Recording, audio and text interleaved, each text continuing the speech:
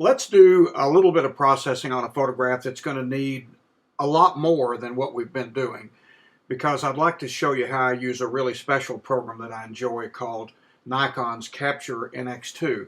It has a great feature, and I'm going to pull this photograph of the old grist mill that's there in Cades Cove and put it into Capture NX2 and bring it up in Capture. And I'm going to do a couple of really special things in this program. First of all, you can do most of the same things that you do in Photoshop or Lightroom in Capture. It has wonderful tools. This is your histogram in this side of the frame. If you simply grab the center slider and pull it to the right, you can deepen the overall exposure of the photograph, which I want to do. I think that's a lot better than it started. Now, having done that, I've darkened these trees and I've darkened these trees. And I actually like the color there, and I wish I hadn't lost them because I darkened the overall photograph. Well, what's really cool about this program is we have U-point technology. I can put a little dot right on that green, and I can make the circle go out to where, and it will only affect the color green where I have the little dot. I can go into the brightness setting. There's sliders here, and I can pull that out until I pull just a little bit of color back into that corner.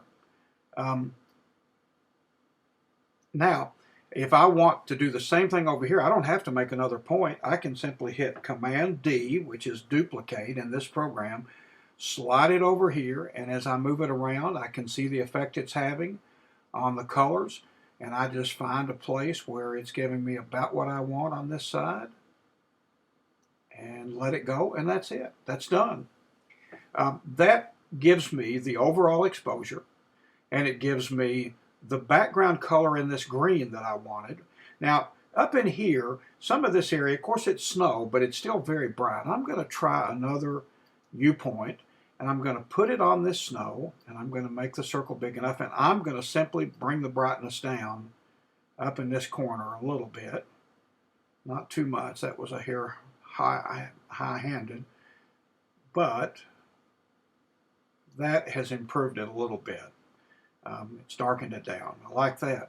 Okay, now if I'm ready to take this photograph into any of the other programs to do anything, I can do that. I can also do all the same things over here. We have sliders for contrast, for highlights and protection, and for shadow protection, and for saturation. I can go and take the saturation slider and pull it over. In this case, I'm going to take it over to about 12 points. I'm finding that in most photographs I work on, anything much more than 12 points starts to put an unnatural amount of color in things. Some photographs that's not true, but for the most part that's kind of a rule of thumb that you can go by. As far as I'm concerned, I'm finished with this. I'll take it, I can sharpen it later because I don't know what I'm going to use it for now. So I'm just going to save it, and then I can go back and do some sharpening when I have a feel for what. In this particular program, you're given the option of leaving it as a NEF file, that's a Nikon electronic file, or a JPEG or a TIFF. Because we know what we're probably going to be using it for programs, I'm just going to put MIL,